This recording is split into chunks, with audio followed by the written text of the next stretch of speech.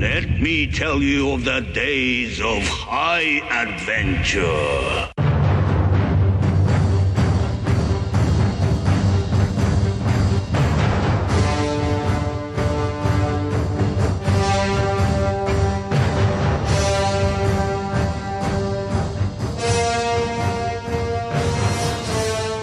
Hello, I'm Kevin. And I'm Eric. And this is 6 Degrees of Schwarzenegger, the podcast where we take a long, hard look at some of our favorite action movies from the era of Arnold.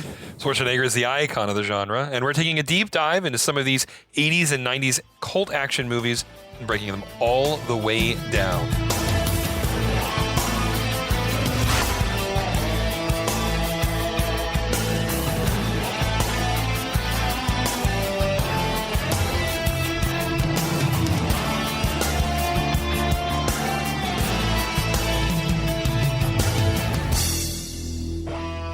Welcome back. We're back. Yeah. Hey, Eric, yeah. how you doing? How you been doing? Well, my friend. And you? And you? I'm good. So what are I'm you good, man. drinking tonight? Oh, well, I just polished off a Maker's Mark Old Fashioned, and now I'm excited to take a first sip of something I've never had before. Oh. It is New Riff's Rye. They're bottled in Bond Rye. New Riff, I like their bourbon a lot. I've not ever had their rye. Okay. It smelled great. So this, I think, might be the first time I've ever done a true like taste test on the podcast. Oh, I'm excited. This is a first.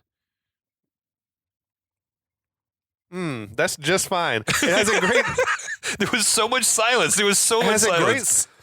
sniff. This. Okay. It I'm gonna almost say has a. smell. I don't want to say anything. Tell me what you smell. Like almost like a dried fruit of some kind. Okay. I was almost. It might be because I just had this old fashioned. Yeah. And I was almost getting like. Yeah, it smells like cookies or like chocolate almost. to me or Oh, something. interesting. Yeah, I don't know. To me, it smelled kind of like dried apricot or like almost like dried grapes or something like raisins see or something that, like yeah. that. You know, and I don't mean that in a bad way. No, I'm here for it. Yeah, It's good. yeah. It's good. I think it'll get even better. As the ice as starts to night wears melt. on. Yes, true. Yes, yeah. Oh man! But we're back to talk a little more about Hard to Kill. Ooh. Yeah, the 1990 classic. This movie is hard to kill. Man. Well, I mean, so this movie was your suggestion. What's Yes. your experience So with this movie? We talked about this a little bit briefly. This was one of those ones. It wasn't on TBS. It wasn't on TNT. I think I saw this one on like USA or one of like the third tier of the cable networks, right? And I used to watch them. And as we mentioned in the last episode, even at like 9 years old, I knew that these were like B-string action movies. Okay. But nonetheless, like I watched all these yeah. because, I watched all the action movies at the time, right? And so I have memories of the Seagal movies. And so when I was looking for movies to do, I'm like, oh, you guys we haven't done a Seagal. Yeah, we should do a Seagal one. Yeah.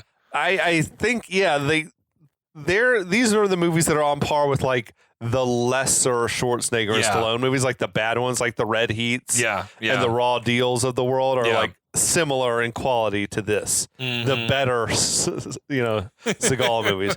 Now, I didn't really grow up watching Seagal flicks other than Under Siege, which was great. I love Under Siege. But this movie was part of this Seagal box set that I had bought, like specifically for the podcast. Yeah. When we were doing Under Siege, I was like, well, I may as well get the one that also comes with these other movies we might one day talk about. And it paid off. It did ultimately pay off. And I gotta say, it's enjoyable enough to watch. I could see it. This would have been like a blockbuster rental, like that you have no regrets about. Oh, sure. Sure. Especially like if I was old enough to have been drinking at the time, that like you and the boys are gonna rent Hard to Kill and why the crush a fuck not? 12 pack or whatever, like you have no regrets. That's a solid night. Yeah. Order some pizza. We're going to watch Hard to Kill. We might make it a double feature. We might throw on, some Lionheart or Lionheart. Death Warrant or something like that. Watch some yeah. Van Damme flick. All right. And make all a night of it, man. Yeah. Hey, why not? Yeah. No, it is like the best thing I can say about this movie is it is a movie. That it has a beginning, a middle, and an end. It does end. That's the best thing It's the about best it. part. It's not over 2 hours long. I I suggested it because I knew it would be fun. Like these are the one great thing about the Steven Seagal movies is they are eminently watchable in terms of just making fun of them. Yes. Right? Like they're not bad in a boring way. They're bad in an entertaining way. Yeah. I agree with that wholeheartedly. So anyway. You want to try to explain what's happened so far in the movie? Yeah. This actually did have a plot heavy first act, I think. It is plot heavy. The most important, I think, part of the plot is the fact that it's Oscar night in Los Angeles. Yes. And they've unseasonably had rain on this Oscar night, at least in this version of reality. At least down by the docks. Down by the docks, exactly. Yeah, sure. So anyway, Mason Storm is creeping up on some gangsters and an unknown figure with the most ridiculous camcorder in the history of the world. He's recording the conversation. He knows the mystery figure but can't place the voice. He's the worst spook ever. Immediately alerts the gangsters. They chase him away. Even though they don't really know who it is, they manage to track him down. But before they do, he calls into his boss and says, "Hey, I've got some special footage. We're going to take these mob guys down. I want to talk to you later." So he goes he goes to a liquor store. He lets the cashier get murdered and then kills all these thugs, then takes a bottle of champagne and a stuffed animal. He steals. Clearly steals it. Yeah, there's no question about it. Goes home to his wife and his kid. Starts fucking his wife after he puts his kid to bed. While they're fucking, a bunch of bad guys show up, murder the fuck out of them, murder the fuck out of his boss. Then the cops leave after planting a bunch of drugs in his bedroom and turning it into a crime scene. And now we're here. Man, you made light work of that. That was nice. That was nice. So yeah, we pick up the action. We're at the hospital. We get this new character entering, Lieutenant O'Malley. Uncle O'Malley, please. Uncle O'Malley. My friends call me Uncle O'Malley. Yeah, right, exactly. But he's Lieutenant O'Malley was my father. This guy, Frederick Coffin, never has anyone looked more like a cop dude, straight than up. this guy. Yeah. So now we're in the corridor of the hospital. There's a full news crew there. They're interviewing this Assemblyman Trent about his relationship with Mason Storm. It's the mystery man from the mob meeting earlier. Uh-oh. So he's telling the media all about how I've been close with Mason Storm for years, which this is very strange if you think about it. Right. Because presumably he's aware that they're setting this guy Storm up to look like a dirty cop. Right. So it's weird to be putting yourself close to him. Right, exactly. You want to distance him. You want to be like, I mean, I don't know him, but I guess he's good. I've heard stories about him. I think I've met him at a function once. Not to be like, we were best of friends. Yeah, right. I remember when we went fishing on the lake the one time. Yeah, exactly. Right. No, I know. He came on a little bit strong, although Sattler was clearly happy to be chewing the scenery in this moment. Yeah, he's good. He loved it. So this O'Malley guy, he seems disgusted as Trent is whipping up these fake tears for the cameras. And then there's this character that I think he did have a name, but I just know him as he was the captain. He's the captain guy. He's so this guy, the captain, gave O'Malley this scolding look. And then we see paramedics come wheeling the dead wife through on a gurney as Trent continues this fake emotional display for the news cameras. And he's talking all sorts of shit. So this is a callous question, but why not? Would you bring a corpse into an emergency room? I mean, she was in a body bag. That's would you true. I don't know her? if they do that or not. Is that where the morgue is? No, the morgue is usually not in the emergency room floor, but I'm not an expert. Anyway, it's neither here nor there. That's a good question. But it's another one of those things that they clearly did it for dramatic effect, right? And the dude, Trent, is like, what makes people do things like this? Why would someone please tell me that? It's so great. I love it. He's laying it on so super thick. So thick. So next, a group of doctors and nurses come rushing through, pushing Storm, who's apparently still alive. Right. I don't know how the killers could possibly have left him with a breath in his body. I mean, as many rounds from those shotguns that they pumped into him. Another weird thing, though, I had just thought of this. The third attacker, Storm killed one. Yeah, he did. I would have assumed that they were all cops, and the other guys just left that body in the house. So is there the body of a dead cop also in there? That is an excellent question, and the answer has to be yes. I think so. Although maybe there was, because this movie was heavily edited. Unless he was just a goon only and not a cop. Maybe he was a hired gun, I guess, but that seems weird that you'd have two cops and they then should have a like goon. carried him out of there or something. And maybe there was a deleted scene where they're like dragging him out. Yeah. And I don't know. There was a lot cut from this movie, but I think it was just a continuity error. Probably, or like no one's ever going to think about that. And I didn't think about it until like the third time watching. So I don't know. True. That's true. But for some reason, the fact that Storm is receiving like standard medical care annoys the captain. He's like, "What is he, a national treasure?" Right. It makes no sense. No, this is what they do with a gunshot wound in a hospital. He thinks they're doing too much to try to save his life. This hero cop, they're doing too much. Why don't they just let him die? Right. It's annoying me. But Storm's vital signs are practically non-existent. Yeah. And the captain is saying, they always said Storm was superhuman. Now you know why. Because he's jacked up on coke all the time. Which is fucking crazy shit to say. Like, there's not been any work established that there was any even suspicion about this. Yes. That pisses O'Malley off. He comes at the captain.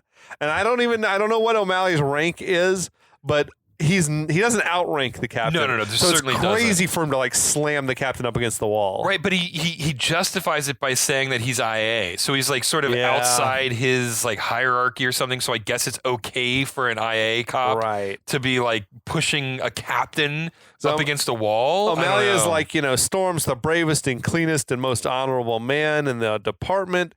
If I hear you talking shit like that again, I'm going to give you what you deserve. I don't care if it costs me my badge. Right. All this shit. The captain wants to know, why? What are you doing here? Like, you shouldn't be here. This is like you're an internal affairs person. So O'Malley says, that IA is taking over the investigation. The captain doesn't like that. Right. O'Malley says, we got 2 dead cops with drugs and cash all over the scenes. And like, I'm taking over. That's what, comes direct from the police commissioner. Which I feel like that would be 2 separate investigations. Exactly. Though. Yeah. One is to investigate what the police, what these cops, what kind of bad shit they might have been doing. Mm-hmm. But I feel like the murders is a different investigation. Yes, exactly. Yeah, that would be homicide. The internal affairs would be a completely separate thing. Like, were they mixed up in some shit? Yeah. Like, I need to check evidence. Where was he getting this drugs? Yeah, exactly. Unless the commissioner and internal affairs like suspects that also all of the homicide cops are dirty. Also, yeah, I mean, there's so much like ambiguity here. Why is the police commissioner personally invested on the potential corruption of a single police officer? Famously, cops are corrupt all of the time. Like, what is so special about Mason Storm? Right? You sound like the captain now. Yeah, I know, right? What is he, a national treasure? Is he a national treasure? I don't know. I mean, Steven Seagal is a national treasure. So now at this moment, a doctor comes out and informs them that Storm is dead. And the mood gets real somber. The captain says to O'Malley, I know you were close with Storm. I'm sorry. O'Malley is like, he's the most unstoppable son of a bitch I ever knew. And the captain's like, well, he got stopped tonight. So many fucking one-liners. Kind of callous. So now the captain leaves. We'll find out pretty soon the captain is also dirty. Mm-hmm. But I feel like every movie like this has to have like that, the boss cop, the superior officer who's like just dislikes the hero for no particular reason. Because he's the hero and you have to. That's the rules. But so the captain leaves. On cue, another doctor comes out and tells O'Malley the Storm isn't dead after all. Right. It's fucking amateur hour. That first doctor, we fired him. He's an idiot. That's like the fucking doctor's like on Arrested Development, Right. It's just like, what the fuck? He's going to be all right. Oh, thank God. Well, you're taking this really well because he lost his left hand. He's dead. Like, dead tired after we saved his life. Of course. What? But no. There's a news crew that's standing right there that apparently didn't hear this. So the doctor then grabs O'Malley, takes him back to see Storm, who's being worked on by this team of doctors. O'Malley says, I want to talk to everyone who's working on Storm before they leave here. No one's allowed to know that Storm is still alive. Then O'Malley enters the room where they're working on Storm and finds another, like the pile of clothes or whatever that's there. He finds the cassette tape in his vest pocket. That tape presumably contains the entire meeting. Yes, right. That Trent had with the mob guys. That's going to be relevant to me later on. Yeah. But so the doctor doesn't like all this cloak and dagger shit, but O'Malley's like, tough shit. I'm working with him here. The police commissioner has given me orders, whatever. Then he pulls the doctor aside and says, you're going to make Storm vanish and you're going to help me do this thing. I don't know that that's legal to do. No. And I know, though, the hospital people do not have to take orders from the police. No, they do not. So you don't come into my hospital and tell me what we're doing. Dude, also, no doctor, no nurse, no anybody at a hospital is going to let you walk into an operating room like that. It's just not going to happen. Like a sterile environment. Yeah, exactly. Like, you want him to die? Because this is how you make him die. So O'Malley is now saying, we're going to keep Storm dead and safe until he can answer some questions. So then O'Malley takes Storm's bloody hand and he's giving him like words of encouragement and fade to black. Fade to black. Now we hear some voiceover of Trent saying, you can take that to the bank. And we get this montage of like newspaper clippings and news reports that says the senator died in a plane crash. The mob knows what they're doing, man. See, like, how does that happen? Like, they have a cassette tape where they know someone's planning to sabotage this plane. Right. Right. And then he dies in a plane crash. It's like Assemblyman Trent appointed to the vacant Senate seat. And then we get another like audio of Trent saying, and you can take that to the bank. Presumably O'Malley has listened to this tape. That's what I'm saying. He's got a cassette tape featuring this guy who wants to have the senator killed so he can get his seat. Right. And says you can take that to the bank. And says kill him by crashing his plane. And you haven't like put the pieces together. This isn't circumstantial. I mean, this is literally, here is all of the evidence for you. Yes. Then we see more clippings. Trent wins second term. Trent eyed as a vice president candidate in 1992. And we get more of like, and you can take that to the bank. They got these like the newspaper clippings, much like we had on Rocky IV. Like the text to the articles is just nonsense, like word salad. Right. I wrote it down. He said, the facts regarding this situation remain the same, state the authorities. Details concerning the action have been given preliminary investigation, but it is felt that only by a more detailed study will the true facts become known. It's like a lot of words that say nothing at all right. about anything. So then we see the years are passing. Storm is still in a coma. He's growing the most hideous facial hair that we've ever seen on an action hero. So it is explained later, but I laughed aloud when we come up from black and we see him in the bed and he's got a goatee. Right. Like not a full beard, a goatee. That's what I'm saying. It didn't grow naturally like this. Like somebody did this to him. Right. Like what kind of choice though is that from the filmmakers? I know. It was like to so say, weird. We're gonna do this with a straight face. We're gonna have him have this wildly huge bushy goatee. Oh my god, it's crazy. Yeah, his hair's all long and messy, but I guess it always was. So then we get to a title card that says 1990, 7 years later, LA Coma Center. Mm-hmm. So that brings us up to present day. Mm-hmm. Now we get the nurse Andy Stewart. That's Kelly LeBrock. She's clocking in to start her shift. There's another nurse there that's giving her a rundown of what's happened overnight. She mentions that like her boyfriend, aka Storm, he turned his head. And I love that this character, the other nurse Martha, was carrying this mug that said "Black by popular demand." Like she's a black lady. That was great. The nurses both like had so much flair. Like Office Space. I want to watch like, that movie. Just all these buttons and weird like no smoking and a big like I love kittens and everything. It's wild. And their chemistry was better than any other characters in this entire movie. Absolutely. So basically, Storm has been listed as a John Doe all this time. They both seem excited that he's showing signs of progress. The whole like thing about him rolling his head over or whatever got like a huge reaction from Andy. Mm-hmm. I mean, I feel like there probably could be exceptions, but I can't imagine that nurses typically get like very emotionally invested in coma patients. I particularly like a John Doe who you have no clue who this person is and how they wound up here. You're just like, I'm really invested in this particular John Doe. One guy. Yeah.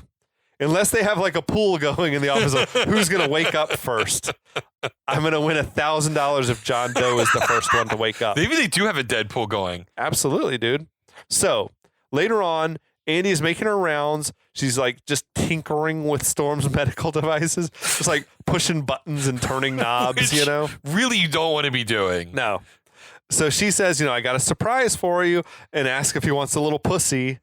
Crazy. Then she produces this tiny kitten and puts it on Storm's pillow. Where the fuck did this kitten come from? They just keep a cardboard box of kittens off to the side somewhere.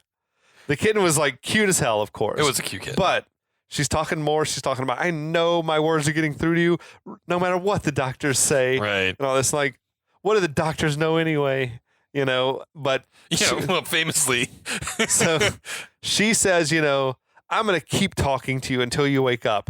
Then she lifts the sheets up off him and takes a good long gander at his like massive dick and balls, I guess. Apparently. And says, you've got so much to live for. Please wake up. Like he's going to fall in love with her. Like she's got him in the bag. I mean, I don't know. What does she think is going to happen here? It's one of the wildest moments we've ever had on any movie of the podcast. Like, how fucked up is this? She is a fucking sociopath. Like, psychopath. If we reversed the roles and it was like a male nurse sneaking naked pics at a girl who's in a coma, dude, that'd be unreasonable. We don't even have to we don't have to hypothetical this. This is Kill Bill. Like the exact reverse is like just right in Kill Bill, and we're happy when she murders those guys. We also had the moment in Action Jackson when Sharon Stone was dead, and the coroner's like, "That's right.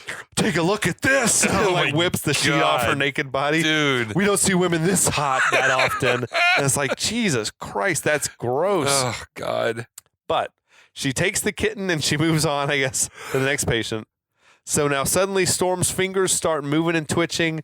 All of his monitors start showing signs of consciousness, I guess, whatever. I feel like the prospect of banging Kelly LeBrock is like bringing him back,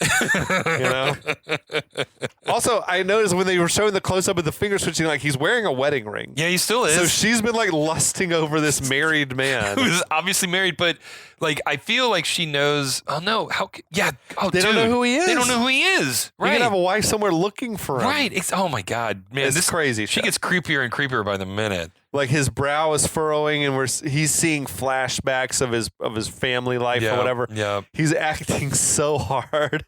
Like, it's too bad because him playing a coma patient was like the best acting I've ever seen from Seagal. I have a note that says like he's not even believable in a coma. No. So his pulse is racing, his eyes are trying to open. He's remembering the deadly attack at his house. Yeah. His eyes open, and it seems like he's taken in his surroundings. Andy is over on the side, filling out paperwork, like oblivious to all of this commotion that's happening. And I feel like that's like one of her primary responsibilities would be monitor the patient. Be aware if one of the coma patients starts moving, That, along with inspecting his genitalia and like pressing random buttons and turning various knobs, like that's her job, But so Storm reaches up. He detaches one of his heart monitors or something. His machine flatlines, which finally gets Andy's attention. She walks over to check on him, assuming that the monitors are just glitching up or whatever, but she's shocked when he like weakly calls out, "Nurse!" Right. So she runs off. She knocks over like this IV stand. Which I feel like that like might have killed another patient. Seriously, worst nurse ever, man. So cut to, team of doctors is wheeling Storm through the hospital, ordering up all types of tests and shit. Andy is like rifling through some drawer and pulls out a business card and makes a phone call. Yep. She reaches the front desk or whatever for Detective Goodhart at Eternal Affairs, asking for O'Malley. It's fucking Dean Norris. Dean Norris, everybody. Dude, Hank from Breaking Bad. Yep. He was like in a lot of iconic action movies in this era, though. He was in Total Recall, Lethal Weapon 2, Terminator 2. Always like just dude was born to play a cop as well. He played the SWAT team leader in Gremlins 2, The New Batch. Oh, really? Apparently. Oh, wow. Yeah, I forgot crazy that. shit. But so Goodhart asks what the call is about.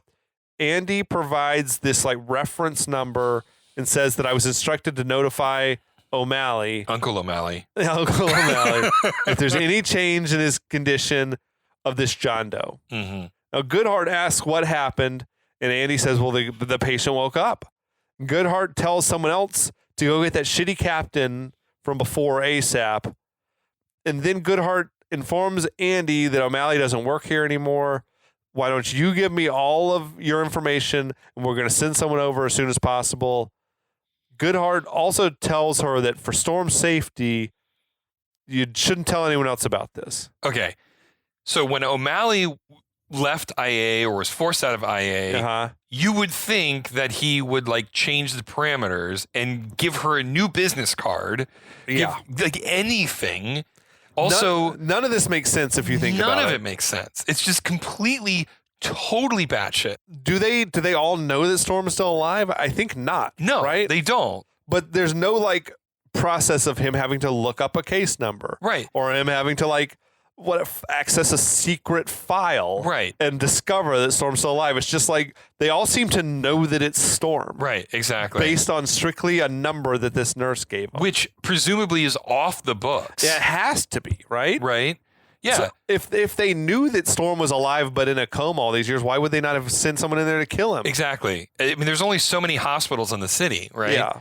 And then going back to O'Malley, like worst friend ever. Not only does he not update his contact information, but what, has he just never visited this guy in 7 fucking years? True. Jesus Christ, man. Yeah, it would make sense. You gotta, when you're on your way out, you would update the, right. Well, here's what we're gonna do if he does wake up one day. Yeah, exactly. Anyway, I don't know. It was just the whole thing was like, what is happening right now? Yeah. So Andy goes back to check on Storm, who is watching this like 1990 news program about President George Bush on the cable hospital news channel. That was not hilarious. That is not a thing. Definitely not a thing. Yeah. So Storm asks her, what year is it? She tells him, she's like, you've been here 7 years. She asks if he remembers anything. He says he remembers everything. She tells him the whole hospital is buzzing about this news. No one's ever come out of a coma after so long.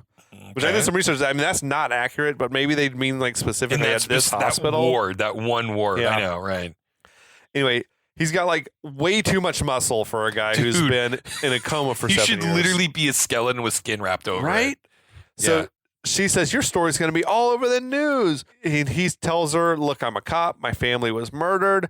The people who did that are going to come here to try to kill me when word gets out that I'm still alive. And he said, my wife and family were murdered. Yeah. And he would have no way to know if his son's alive or not. Nope.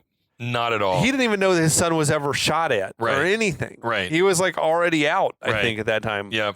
But anyway, she says, well, I've got other patients. I can't just leave him hanging. He protests and she just leaves him unattended. Oh, my God. Which is an insane reaction. How does she just like walk away when he's like, please don't leave me? Dude, like people are going to come here and try to kill me. Man. Sorry, bro. Gotta go. But so a moment later, the super chill dude walks in. Like, how's it going, brother? How's it going, brother?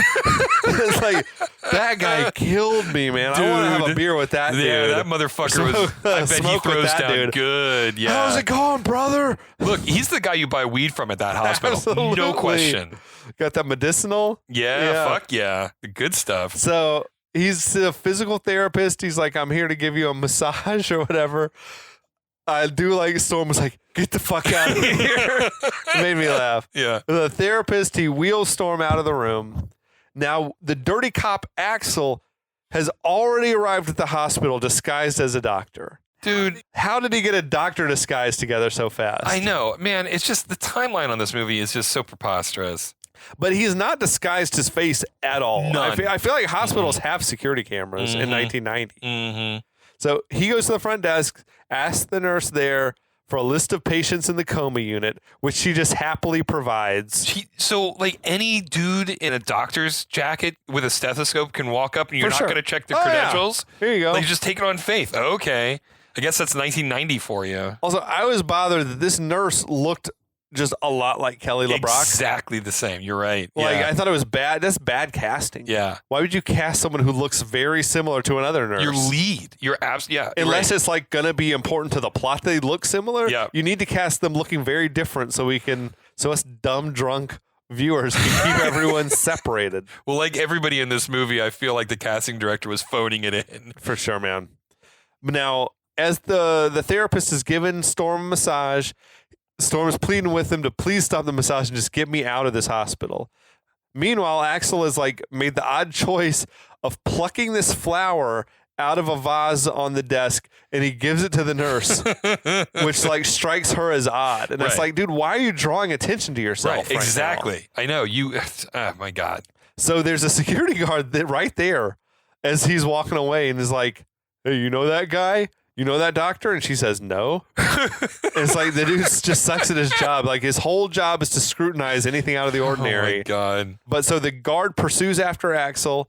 Axel's elevator door, though, closes before the guard can stop him. So upstairs, Andy's loading up this like impossibly awkward tray of boxes. Dude, this looks like a thing that you would do in a Three Stooges movie. Yes. It's like piled, 8 boxes high. She can't see over the top of it.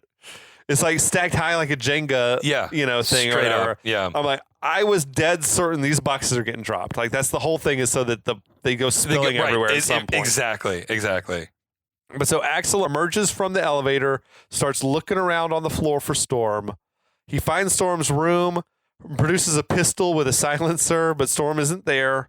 He also, you pointed out, he like pulled his gun way too early. And is just like walking around with the gun out. You have no idea theoretically where this guy is. Yeah. Like, generally he's in the coma ward and what floor it's on. And that's all the information you have at this point. But so Axel picks up Storm's like John Doe chart and says out loud, John Doe. It's just like weird. Then he tosses it to the side. Throws it to the ground. Throws it across the room. Absolute disdain for John Doe. Why? But just then a security guard, the guy from the below, walks in. He's like, hey, I got to see your ID.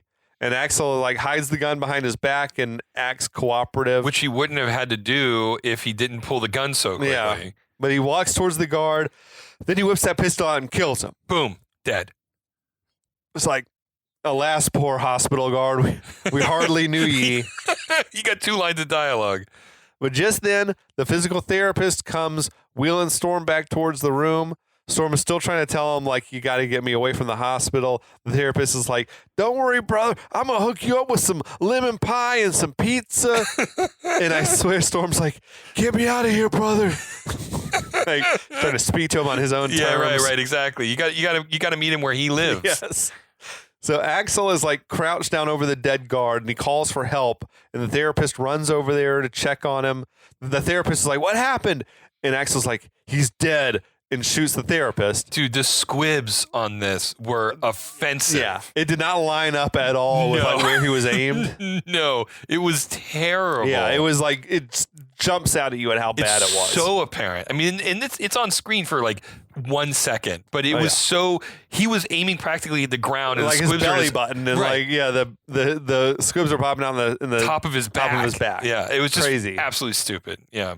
Now, so Storm, unable to like get up off his gurney, has managed to reach the button that opens the door to like this where there's a bay of elevators. Right. I don't even know that you could move your arm around that well after 7 years. They couldn't even lift your arm to press a button. All of it's fucking jelly, right? Like there's nothing left of your butt muscles at this point. So Axel has turned towards Storm, but that's when Andy comes walking in with that huge load of boxes. Ugh. And Axel like hides in the doorway and pulls the dead bodies in real quick so she can't see him. And I'm like, I don't know. He's already killed 2 people. Why would he not just shoot her? Shoot her, right. Yeah. He clearly has no problems with this. But so then Axel is prepared to shoot Andy, but she walks on into another room without seeing him, which I guess was the point of the tall stack of boxes. I guess so. But that's like Chekhov's stack of boxes, man. You can't show a precariously like balanced box like that. It doesn't. Dude, you don't drop them all. Dude, I'm telling you, Chekhov was rolling around in his grave when this movie came out in the theaters. So Storm, though, meanwhile, has managed to grab this mop out of a janitor's bucket. And he uses it to push himself through the doorway and press the button on the elevator. Then the elevator arrives. He like uses the mop to push himself into the elevator and then to press a button to move the elevator, like to go to the top floor or whatever. And I appreciate that they were like trying to acknowledge he can't walk. Right. But it would require a lot of strength to move yourself around using a long ass mop handle. Those gurneys are heavy, dude. Yeah, that probably weighs wheels. The same weight as him. Like, right, you're probably talking 400 or 500 pounds of weight. Right, exactly. Yeah. But so Axel runs up just in time to see Storm disappearing into an elevator. Storm uses that mop handle to press a button to go to the top floor. Axel sees the elevators going up and he gets into another elevator and goes up. Not that he would have any idea what floor this elevator is going to stop on. But this is the least of the problems of this whole sequence, so I'll take it. Like, fine, whatever. Now, Andy walks back out into the hallway, and she sees that dead guard and therapist, like, sticking out from a doorway. She goes to check on him. Then she goes and she grabs her phone to call for help, only to find the phone lines have been cut, which is not a thing that they showed Axel doing. No, not at all. Right. I know. I was like, when did this happen? How did that happen? Yeah. Yeah. But so she notices, though, that Storm's not in his bed, and realizes this must all involve him. Yeah. I guess. Yeah. I don't know. I mean, he said it. He warned her. Yeah. So, like, what's your excuse? She seems shocked, though. Right? With the Puma Beach was big, telling the musical truth. Sting as well. I know. Meanwhile, Storm arrives up on the top floor, and he immediately presses the button to go back down to the basement. Axel arrives like a moment later, pops out of his elevator, but Storm's already gone. And like, I swear if he had just had his gun out ready to shoot, he could have shot Storm in time, but he had put his gun away again. I mean, it would have raised the tension of the scene if he did at least like do a couple of desperation shots, even if they missed, you know? But so Axel decides, I'm going to take the stairs down for some reason. Okay. So Storm, like, as his elevator door's opening, he's ready to fight or whatever with his mop handle, but it's Andy at the door. Whew, thank God. He's like, are you going to believe me now? She grabs his gurney and starts rushing him through the halls, just like banging into everything. Almost intentionally. Almost like the director was like, I need you to be as chaotic as possible in this. Well, it's like, for a professional gurney pusher, right? She's really bad at pushing a gurney. Not good at all at this, yeah. So they burst out the doors to the outside, and she's like slams him into these like newspaper vending machines.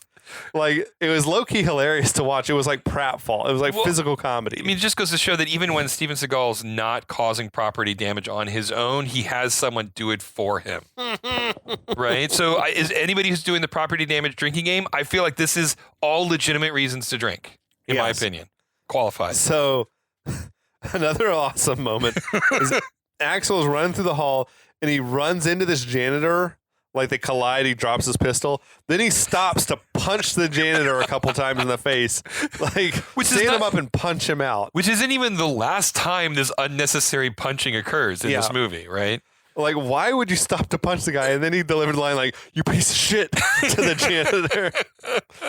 Meanwhile, Andy has somehow managed to get Storm into her convertible. A guy who easily weighs twice what she weighs. Oh, yeah. Easily weighs twice what she weighs. He should be withered away to nothing, but he's still like a dude who's well over 200 pounds. Yeah. Right? She's moving him around like he's weightless. Right. So Axel comes running outside, but it's too late because Andy's speeding away with Storm, raising that convertible roof up as driving, which I feel like cannot be good for the car. No. It'd rip right off, I think. But, shit, that was a flurry of hospital action, but I think that's going to wrap us up for episode 2. It's a good stopping point. It's a good stop because the movie fades to black at this point too. So we'll fade to black for this episode. I don't know if that's the end of Act 1. Is that the end of Act 2? No, I think that's the end of Act 1. Yeah. I think that Act 1 is closed up there because him being put into the coma was almost like just part of the inciting incident, right? And so we wrap up Act 1 with them fleeing, and now we're well into fun and games at this point because we've got a training montage coming up. There's so much going to happen here. Oh, dude, I'm psyched for it. Okay, well, everyone, thanks for listening, as always. And we'll be back.